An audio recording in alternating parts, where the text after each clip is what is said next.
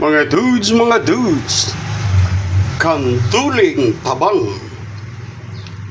Napakatagal na pong panahon na hindi tayo nagluto ng kanduli. Iluluto po natin ito sa miso. Sinigang sa miso. 3 piraso po yan. At syempre, miso, pansigang, bawang, sibuyas, kamatis. Since kanduli po, kaya maglalagay tayo ng luya. Okay, siling pansigang, labuyo, labanos, at mustasa. Okay po mga dudes, ayan. Sisimulan na po natin. Unahin po natin yung luya at isasabay na po natin yung ating bawang. Okay? Hintayin lang po natin lumabas yung aroma ng bawang at ng luya bago po natin isunod yung ating sibuyas at kamatis. Nasa sa inyo na po kung ano po ang uunahin nyo, kung bawang or sibuyas. Ang importante po ay luto na maayos at maigi ang ating niluluto. Ayan. Antayin lang po natin na medyo mag-golden brown at okay na po yan. Okay po, ayan. Sunod na po natin yung ating sibuyas. Inuulit ko, pasensya na po kayo sa ingay na inyong naririnig dahil sa kalsada lang po tayo. Lahat po ng dumadaan ay naririnig dito. Ayan. Ayan po, at maraming nag-uusap. Ayan, yung ating kamatis. Hintayin po natin na maligis ng todo o maluto at lumabas ang katas ng ating kamatis. Mas maraming kamatis sa sinigang, mas masarap.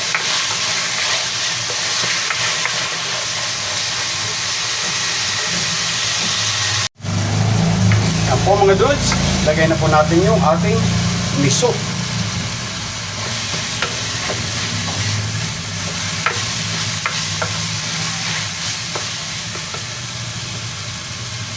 Lagyan po natin ng mga kalahating bowl ng tubig.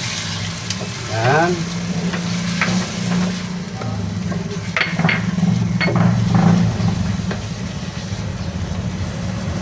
At pagkatapos po ay ilalagay na natin ang ating kanduli. Ito po.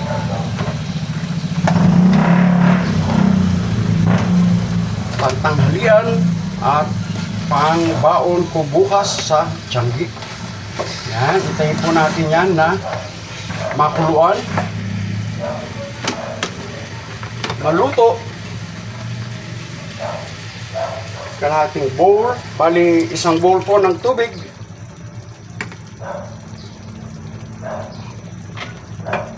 Lalagyan po natin ng asin. Yan. At yung pong kalahati ng pansigang natin ay ilalagay ko na para tumatalab na sa isda yung ating asin. Mas maasim, mas masarap ang sinigang.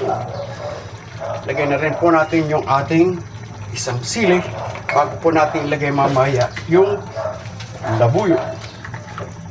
Okay. Yan. Hintayin po natin siyang makuluan. Takpan po natin.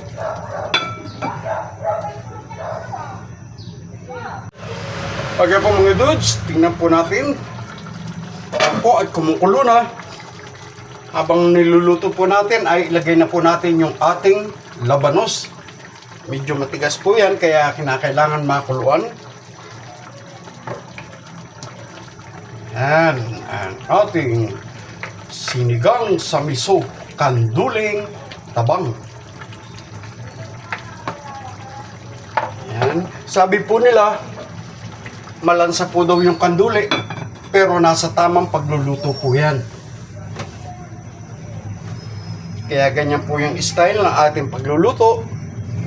Sigurado pong walang lansa.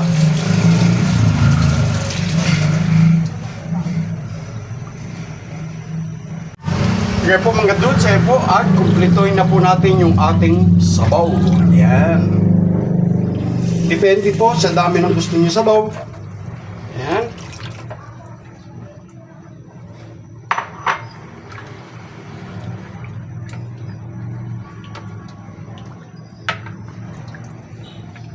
Okay, hintayin na po natin siya na kumulo ng todo. Okay. Bago po natin ilagay yung ating mustasa at siling labuyo. At kukumplituhin na po natin ang ating paasim.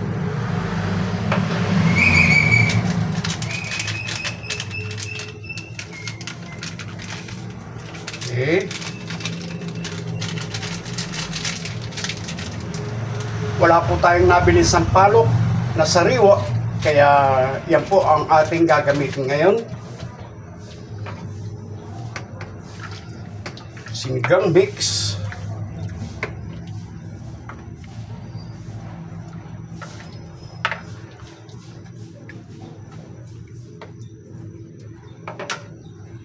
Takpan po ulit natin.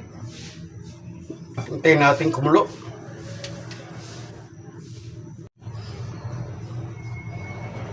Okay po mga dudes, tingnan na po natin. Ayan po at nagkukuluan na.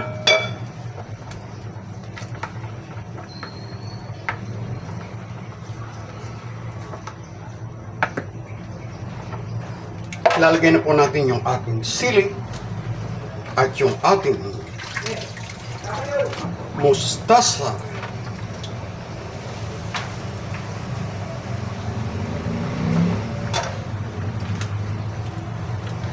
Sinigang sa miso, kanduli.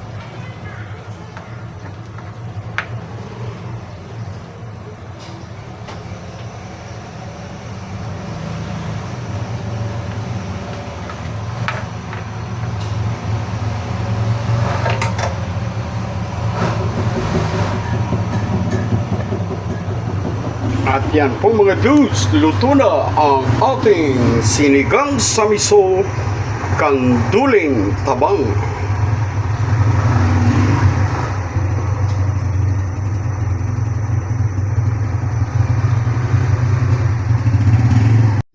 Mga dudes, sinigang sa miso, kanduli. So yummy.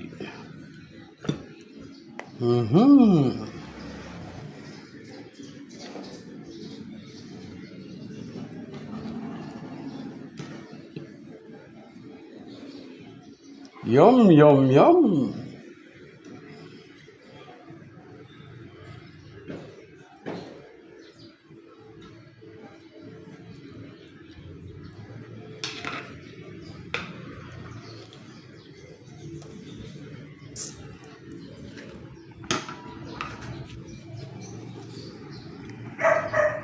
Sinigang sa miso.